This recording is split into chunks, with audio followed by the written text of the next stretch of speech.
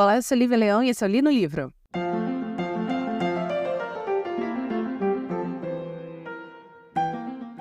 Pois muito que bem, a nova peça que teremos hoje, a terceira peça desse especial de peças do National Theatre, é uma peça extremamente famosa do maior dramaturgo da história da humanidade, e eu acredito que você já sabe que eu estou falando de William Shakespeare, grande dramaturgo inglês, nascido na Inglaterra, obviamente, não é mesmo? Não nasceu em Mojimirim. Nascido em 1564, falecido em 1616. Ele vai escrever, ao todo, 36 peças, mais poemas, sonetos e papapá, durante os anos de 1585 até 1613. 1613, o teatro que ele tinha com um grupo de amigos, que era um teatro feito por uma comunidade de atores chamado Lord Chamberlain's Men, nessa comunidade, o teatro era o The Globe, vai pegar fogo, então ele traumatiza e resolve voltar para casa, que era no interior da Inglaterra, e fica lá e morre em 3 anos. Não mais encenando nenhuma peça nesse período.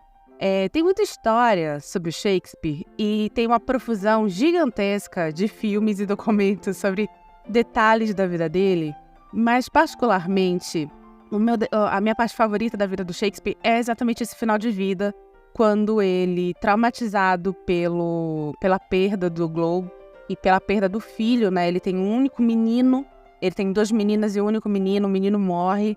E, por sinal, o nome do menino lembra muito Hamlet. Eu não vou lembrar o nome do menino agora, mas é muito próximo a Hamlet o nome. Então, eu gosto dessa fase do Shakespeare, que é um outro tipo de Shakespeare, né? Não é aquele personagem que a gente vê em Shakespeare apaixonado, ou que a gente vê no especial de Doctor Who, ou coisas do tipo. Não, a gente vê um outro tipo de homem, um homem que, por mais que seja completamente genial e fantástico, ainda é o ser humano que está fadado a se traumatizar com as agruras que a vida dá. Eu gosto bastante dessa fase. Tem um filme daquele que é o mais citado ator neste podcast, do Kenneth Branagh, fazendo Hamlet, o Shakespeare, nesse final da vida. O Kenneth Branagh também faz Hamlet. Que eu super indico, chamado A Pura Verdade. Maravilhoso esse filme, maravilhoso. E quem faz a esposa do Shakespeare, que durante muitos anos foi rechaçada ao anonimato e ficou no interior cuidando dos filhos enquanto ele ficava em Londres, vivendo, né, a glória da sua carreira, é a Judi Dench. E para quem não sabe, curiosidade, o nome da esposa do Shakespeare é Anne Hathaway, exatamente igual ao nome da atriz. Enfim, e a minha vida com Shakespeare, o meu contato com Shakespeare, ele é muito, muito cedo na minha vida. Meu pai é ator de teatro, e por causa disso eu tive muito contato com teatro, e é impossível você não ter contato com o Shakespeare quando você está inserida nesse mundo, né? Mesmo que sem querer. E eu lembro muito bem, meu primeiro contato específico com o William Shakespeare foi quando meu pai trouxe numa biblioteca em Belém uma história em quadrinhos, em que tinha em quadrinhos as 3 principais tragédias, né? Que é Romeu e Julieta, Otelo e Hamlet. Na época, eu já fiquei obcecada com Hamlet, especificamente com a figura da Ofélia. Durante muitos anos, eu era completamente obcecada com essa figura, tanto que eu lembro que meu primeiro e-mail na vida, quando instalaram, sei lá, o Ball em casa, assim, era ofelia@ball.com.br, uma coisa assim. Eu era completamente obcecada com a história do Hamlet. Durante muito tempo, o filme do Kenneth Branagh, ele vai fazer uma adaptação que eu acho fantástica, em 96, e durante muito tempo foi meu filme favorito, porque eu amava esse filme. E sim, gente, eu era uma criança, já falei mais de uma vez, eu era uma criança típica, assim, quando eu era muito criança, assim, sei lá, 13 anos, meu livro favorito era Ana Karenina, meu filme favorito era Hamlet, e era assim, gente, é por isso que eu não tinha amigos na escola. E aí, eu devia ser uma criança mais normal pra salvar um pouco minha infância. Mas, enfim, então assim, durante muito tempo eu era obcecada e consumia muita coisa. Adoro Otelo, mas também, desde criança, ficou muito claro que tipo de história eu gostava, que tipo de história eu não gostava.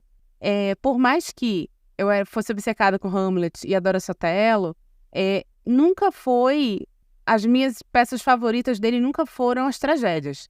Na verdade, de longe, as minhas peças favoritas sempre foram as comédias. E especificamente 2 comédias. Uma chamada Muito Barulho por Nada, que adivinha, Kenneth Branagh também fez uma versão. E uma que eu amo, que, nossa senhora, chamada Noite de Reis. E é muito legal, porque quando eu fui adotar minha gata, a Viola, eu cheguei lá na feirinha de adoção, vi a Viola, me apaixonei, uma gata linda, toda preta, gigantesca. E aí eu perguntei assim, qual é o nome dela? Ela já tinha 1 ano e meio, mais ou menos. Qual é o nome dela? E a moça falou assim, Viola. Quando eu ouvi Viola, eu falei, putz, Noite de Reis é um sinal que essa gata é a minha gata. Então, pra vocês terem ideia como eu gosto de Noite de Reis. Eu sempre preferi 1000 vezes as comédias. Eu acho que conversa melhor comigo. Embora as tragédias de Shakespeare, elas tenham um certo humor e elas tenham uma facilidade para conversar com o povão, mas eu acho que sempre foi, na minha cabeça infantil, já que eu comecei muito cedo, né, em contato com as obras dele, sempre foram as comédias que eram as que me apeteciam muito mais. E até hoje. Porém, para eu sair um pouquinho da caixinha, eu resolvi trazer para vocês, já que no National Theatre, lá no streaming deles, vocês têm muitas opções de peças de Shakespeare. Eu resolvi trazer uma que eu não tinha assistido ainda, que eu conhecia, obviamente, a história, mas que eu ainda não tinha assistido, que era Rei Lear. E essa versão do Rei Lear, que é a versão de 2018, eles têm uma versão de 2015, mas a versão de 2018, eu trouxe especificamente por causa de um ator que faz o protagonista, que faz o Rei Lear, que é um homem que eu, assim, gente, um dia eu ainda vou conhecer esse homem, um dia eu ainda vou, sei lá, numa Comic Con da vida, vou encontrar com ele, vou falar, olha, você é incrível, você é, pra mim, fantástico, e uma honra te conhecer, eu ainda vou falar isso, que é Sir Ian McKellen, também conhecido como Gandalf. Gandalf, maravilhoso, incrível. Eu conheci o Ian McKellen num filme maravilhoso chamado Deuses e Monstros, que ele faz o diretor do Frankenstein, o diretor hollywoodiano, né, que fez Frankenstein, a nova de Frankenstein e tal, já no final da vida e tal. E esse filme é fantástico, fabuloso. E foi quando eu virei fã do Ian McKellen, e aí depois, em seguida, veio Deuses e Monstros e enfim, o resto é história. Então, por causa disso, eu resolvi pegar especificamente esse Rei Lear, embora tivesse, por exemplo, lá também, de cara, assim, que eu lembro, tinha Muito Barulho por Nada, tinha também Henrique V, só que o Henrique V era com Kit Harington, que é o menino que faz o Jon Snow. E, gente, foi Jon Snow do lado de Gandalf, que aí é muito fácil a escolha, né? Então, eu preferi escolher Ian McKellen com seu Rei Lear. Do que se trata Rei Lear, que foi uma peça, pela primeira vez, encenada em 1606, baseada numa lenda britânica da época de Roma ainda, que é uma lenda do século 8 a.C., chamada Lear of Britain, que é a história de um rei britânico, né, um rei das Ilhas Bretãs, na época, e que conta a história de um rei que é pai de 3 mulheres. 2 delas, as mais velhas, estão casadas, a mais nova está para casar, e ele decide, então, promover uma disputa entre as irmãs, e quem ganhar essa disputa ganha a maior parte de seu reino. Ele ia dividir o reino em 3, e o pedaço maior iria ficar para a filha que provasse melhor seu amor a ele. Sendo que a favorita dele era a mais nova, então meio que ele já queria que a mais nova ganhasse. Só que, por sua surpresa, ele, na verdade, se engana. A mais nova vira e fala que, depois que as 2 mais velhas, né, enchem ele de elogios, enchem de falar, eu amo meu pai, eu te amo, e não sei o quê, e chora, papapá.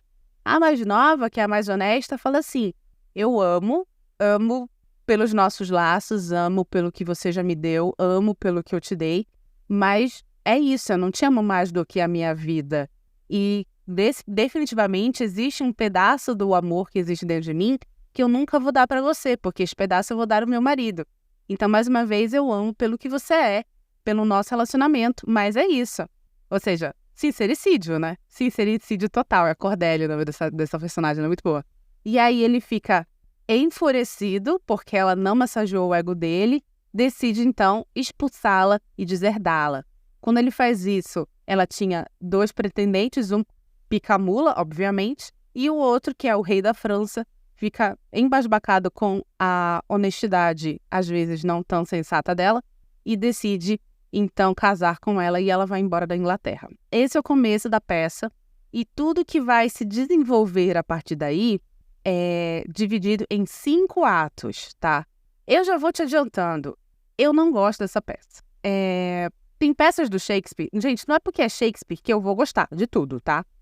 Isso é sinal, isso eu estou falando que é ruim? Não, porque eu não tenho capacidade de analisar isso. Eu só posso trazer para vocês o que eu acho o que me toca ou não me toca.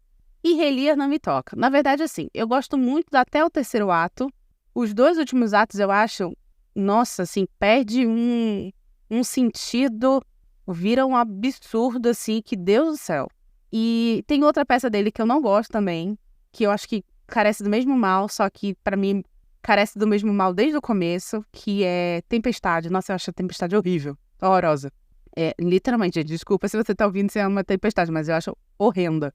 E eu acho que essa peça, ela tem esse problema muito sério, assim. Eu acho que ele vai perdendo a mão conforme os atos vão passando. Rei Lear tem dois lords, que são os seus braços direito e esquerdo, que um é um Kent e o outro é o Gloucester. E o Gloucester, ele tem 2 filhos. Um que é o Edgar, que é o filho legítimo, e outro que é o Edmund, que é um filho bastardo. E o Edmund, ele me lembra muito, se você leu Game of Thrones ou assistiu o seriado, o menino lá, como é o filho do Rose Bolton, o Ramsay Bolton, que é aquele menino mega malvado, mega vilanesco, e que aí vai lutar contra o Jon Snow. Ó, o Jon Snow apareceu de novo. Vai lutar contra o Jon Snow e ele quer muito ser alçado a herdeiro legítimo e tal. É a mesma situação, e para isso ele vai fazer as coisas mais atrozes do mundo. É muito isso que acontece com o Edmund. O Edmund, ele vai plotar contra o irmão que é herdeiro legítimo, que é o Edgar, para assumir o seu trono, para assumir a sua legitimidade e a sua herança. E é aqui que eu começo a achar umas coisas meio palha, assim. Claro, agora como adulta, né? Porque naquela época que eu era criança e lia as coisas do Shakespeare, eu não questionava nunca. O Edmund chega com o Gloucester, com o pai, e fala assim, ai, nossa, descobri uma carta aqui, e nessa carta teu filho Edgar tá falando que quer, sei lá, te destronar pra ficar com tudo que é teu, não sei o que, não sei o que, não sei o que. E o pai acredita assim, muito, muito rapidamente, sendo que no começo da peça é muito claro que ele não gosta do Edmund, que ele sabe que tipo de pessoa o Edmund é. Se tu sabe que tipo de pessoa o teu filho sem caráter é, por que tu acredita em tudo que ele fala? Contra o filho que tu sabe que nunca nem mal falou de ti, sabe? Então, assim, é uns plot que eu acho meio fraco, sabe? Ao mesmo tempo, quando o Lear expulsa a Cordélia da Inglaterra, o Kent fica do lado dela e ele acaba expulsando o Kent também.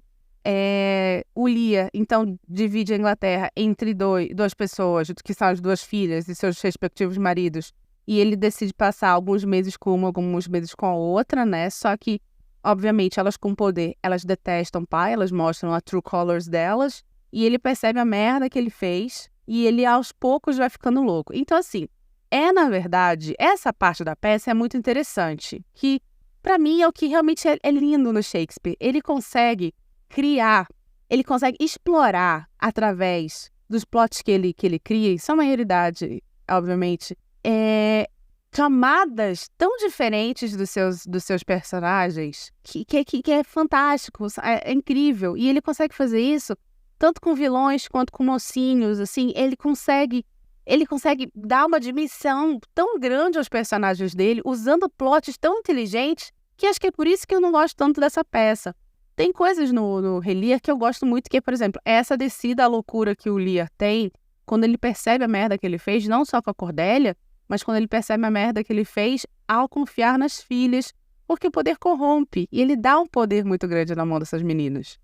A gente tem isso em várias peças dele, não um caso de loucura. Quer dizer, caso de loucura também, Ofélia é uma situação dessa, né? Ela fica tão traumatizada e tão dividida com o homem que ela ama, que é o Hamlet, matando o pai dela, e ao mesmo tempo o irmão não tá nem na Inglaterra pra acudi-la, que ela enlouquece. Essas descidas à loucura, Shakespeare faz muito bem e ele consegue despertar na gente um interesse por esse tipo de temática muito grande. Mas, enfim, o Lear vai ter essa descida à loucura, o Kent se disfarça e vai atrás do rei, e com o tempo o Gloucester também vai acabar se unindo a eles dois devido a uma tragédia. O que acontece é que o Edmund consegue o que ele quer, né? O Edgar é deserdado, vai seguir por aí, encontra com Lear também, é disfarçado, todo mundo disfarçado. E aí as duas filhas estão dominando a Inglaterra, enquanto a Cordélia, que está na França, descobre o que aconteceu, decide voltar para a Inglaterra e invadir com as forças da França a Inglaterra para tomar o trono de volta para o pai. Então aqui a gente vai ter uma guerra entre irmãs. Só que vamos lembrar que Cordélia é uma rainha francesa agora. E as duas irmãs são rainhas inglesas. Então a gente não tem só uma disputa de família, a gente tem uma disputa de traição de coroa. E aí o Edmund fala que o pai, que realmente sabia, o Gloucester sabia que a Cordélia ia invadir a Inglaterra com as tropas francesas, denuncia ele para as duas irmãs e as duas irmãs arrancam os olhos desse homem.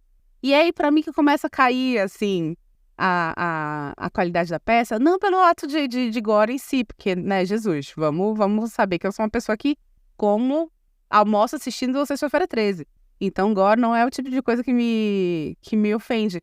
Mas aí começa a ficar um acúmulo de absurdos, assim, e uma transformação de áreas muito grande. O Albany, que é o marido de uma das irmãs, vira casaca. E aí a Cordélia e o Lear se encontram, mas a Cordélia perde a guerra e é presa com o pai. Aí começa a ficar, tipo, vira uma grande novela ruim. Desculpa, lindo. Por favor, não, deuses do teatro, não me matem. Mas assim, cara, depois da terceiro ato, é downhill essa história. É downhill essa história. Mas antes de continuar, porque aí o bom do Rei Lear é que existem muitas interpretações específicas para o papel da Cordélia.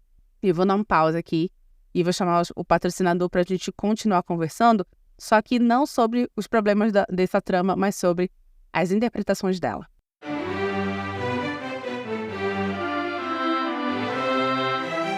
Oi, já o episódio continua. Mas antes eu queria agradecer a sua audiência e te lembrar que o Li no Livro é um podcast independente e sem patrocínio. Se você quer nos ajudar, por favor, compartilhe esse episódio com seus amigos. E estamos nos principais agregadores de podcast, inclusive agregadores gratuitos. Obrigada!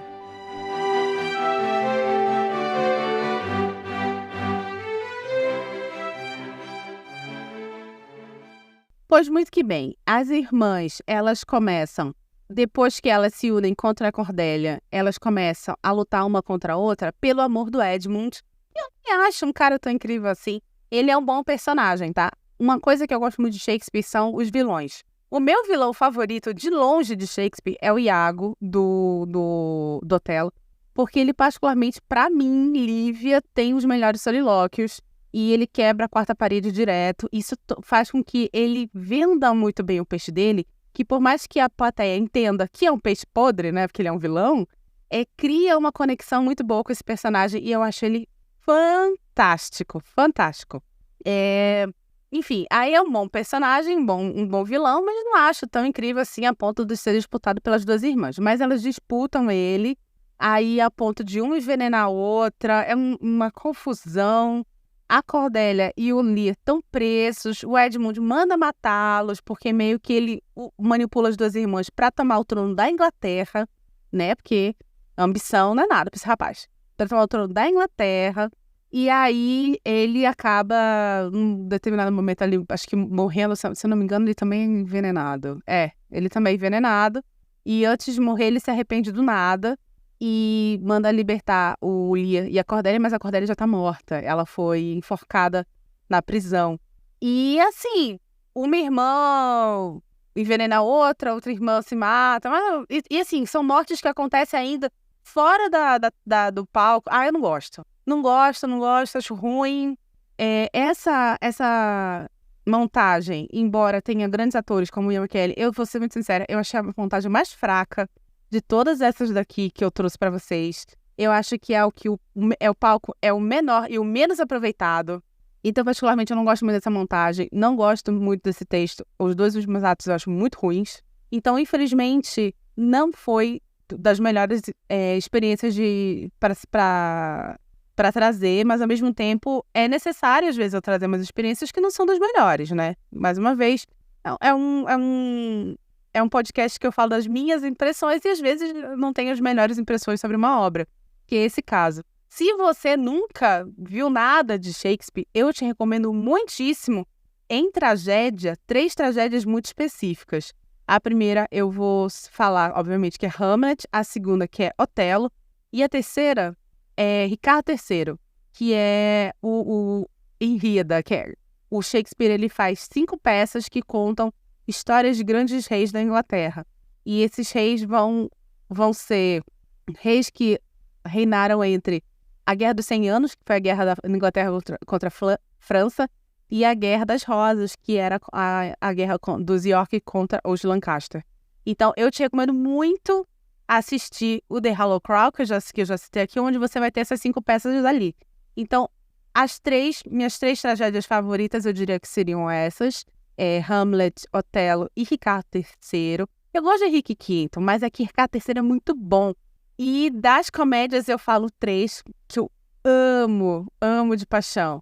Que vai ser Muito Barulho por Nada, A Maravilhosa Noite de Reis e Mercador de Veneza, que eu sei que hoje em dia ela é considerada uma peça racista, porque ela pinta os judeus de uma maneira muito, muito ruim. Mas se você tiver a condição de abstrair disso e entender que foi uma peça escrita em século XVII, século XVI, talvez você consiga aproveitar bastante essa peça. Eu acho ela super divertida, mas a minha favorita das 3 sempre vai ser Noite de Reis. Eu te recomendo essas 3 peças para você que nunca teve contato com Shakespeare. Se você já teve mais contato com Shakespeare, aí você pega outras peças, tal, mas talvez você saiba até mais delas do que eu. Mas se você é iniciante nesse mundo, essas são as 3 tragédias e 3 comédias que eu mais curto dele. Vamos às impressões das interpretações, porque eu confesso que quando eu assisti essa peça, eu já conhecia a história, e eu fui atrás um pouquinho mais de interpretações, porque Shakespeare tem muito estudioso que trabalha ele, então tem muitas interpretações e tal. Tem uma interpretação que eu já conhecia, baseada num filme com a Michelle Pfeiffer, chamado Terra Livre, uma coisa assim, deixa eu pegar o nome correto. Terras Perdidas, que é uma adaptação de Rei Lear se passando na América, na Era Moderna, né? Que existe uma interpretação que a negativa da Cordélia em declarar o seu amor sem limites pelo pai é, na verdade, uma negação ao incesto. Como assim? Principalmente porque a Cordélia, ela fala claramente, olha, eu vou guardar parte do meu amor para o meu marido.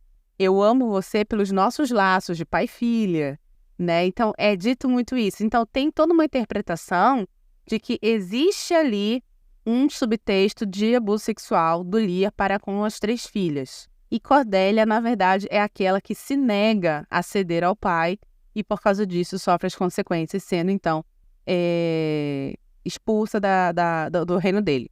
Mais uma vez, como eu já conhecia essa interpretação, dentro do texto, eu acho que faz sentido. Dentro do texto que é dito, né? Não das ações da peça. Mas, enfim, é uma interpretação só, não existe nada muito concreto, é uma forma de ver esse texto, tá bom? Outra coisa que eu gosto muito de quando os 3, o Kent, o Gloucester e o Lear, estão na miséria, né? Estão andando, vagando por aí. A figura dos 3 juntos é uma figura muito boa, né? Eu gosto muito, tem textos muito bons sendo dados ali. São coisas que eu particularmente gosto dessa peça.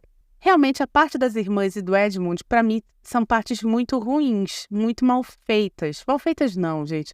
Mas são partes ruins porque são partes que eu acho que é uma sucessão tão grandiosa de tragédias e decisões ruins, né? Porra, arranca o olho do cara, que é um lorde, e aí o empregado vai tentar salvá-la, ela mata o empregado.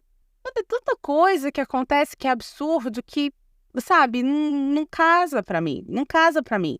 Você tem, por exemplo, em Hamlet, a situação, né, que o Hamlet tá lá, batendo boca com a mãe, acusando a mãe de saber que o Claudius matou o pai dele, o rei Hamlet matou o pai dele e ser cúmplice disso, e aí ele começa a ficar, sabe, perder a noção do que está acontecendo, começa a ficar violento com a mãe, e durante o frenesi dessa violência, ele escuta o cara, que agora eu não vou lembrar, que é o pai da Ofélia, escutando tudo, e aí ele vai e mata. Faz sentido dentro da peça. Faz sentido dentro da construção da cena.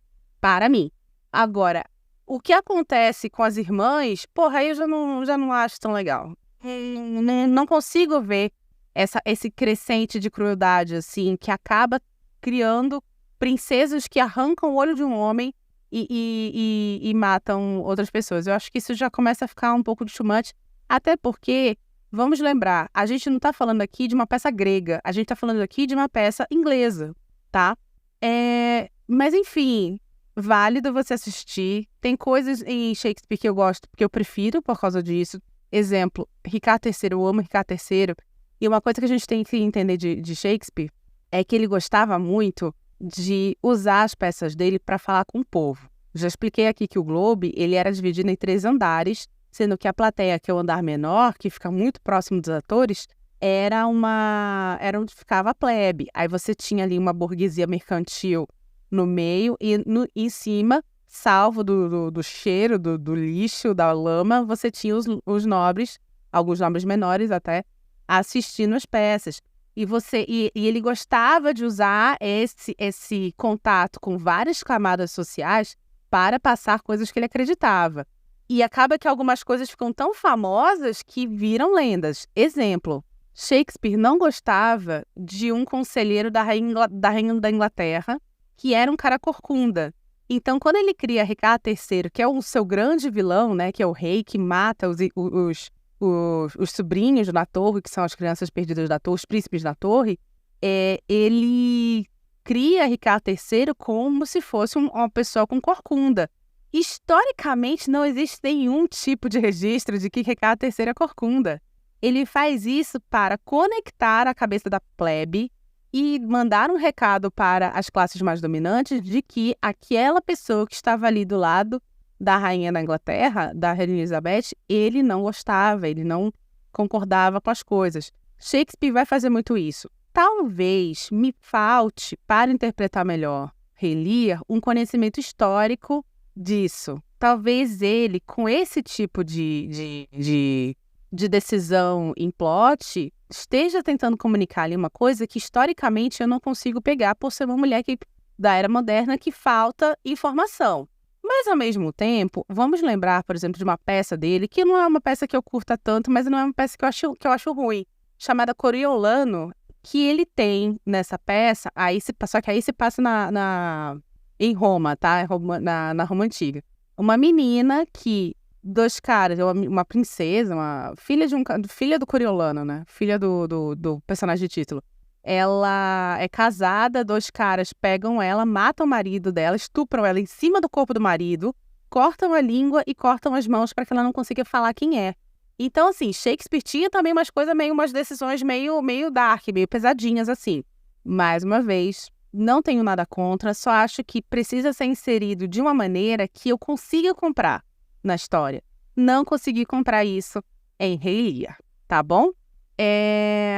Não tenho certeza se quinta-feira vai ter o especial Halloween. Era para ser o Portal, o Eu Sou o Portal, ou também chamado de Eu Sou o Umbral da Porta. Por que eu tô falando já que talvez eu não sei se vai ter? Porque eu estou gravando isso 1h30 da tarde do dia que eu tenho que, daqui a 2 horas, estar no aeroporto. Eu não sei se eu vou conseguir gravar. E se eu não conseguir gravar, não se preocupem. Quando eu voltar de viagem, eu gravo e eu faço uma publicação extra no dia 31 de outubro, tá? Para vocês não ficarem sem esse programa. Mas, por enquanto, não vai ter programa na quinta-feira especial, tá bom? Espero que vocês tenham gostado desse episódio de hoje. Não sei que é um episódio que eu trouxe um texto que eu não curti muito, mas, mais uma vez, eu acho que é necessário a gente conversar sobre coisas que eu curto, coisas que eu também não curto. E, por favor, assistam Rei Lear. Não é porque eu não gostei que é ruim. Não é porque eu não gostei que você não vai gostar. Talvez você vá amar, talvez seja a peça da sua vida. Não sei. E mesmo assim, mesmo por não ter curtido muito o plot, cara, Ian McKellen é fabuloso. O cara é incrível. O cara, no palco, ele é um outro nível de pessoa. Ele é...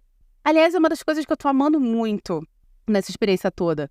A capacidade de trazer, de ter contato com atuações fantásticas. O que me traz aqui é realmente uma experiência muito diferente de ler um livro, porque o livro, tudo a respeito do livro está na minha cabeça, né? Sou eu que estou imaginando. O leitor, o livro, ele ganha vida em 2 momentos. Ele ganha vida quando ele é escrito, ele ganha vida quando ele é lido. Então, aquela história, ela ganha vida na minha cabeça. Então, o jeito que eu leio vai ser diferente do jeito que você lê. A peça de teatro, não. Ela é uma obra em conjunto. Você tá ali vendo aquilo, mas você também tem uma interpretação do autor, você tem uma interpretação do diretor, você tem uma interpretação do ator, e você tem a sua impressão também, aquilo que essas 3 pessoas deixam marcados em você. Então, realmente está sendo fantástico, por esse lado, ter contato com performances tão maravilhosas. Então, por isso que eu continuo indicando aí o streaming do National Theatre, que não é meu patrocinador, tá? Podia ser, porque eu tô pagando R$63 nesse negócio. Mas enfim. Se você gostou desse episódio, por favor, compartilhe ele. Estamos nos principais agregadores.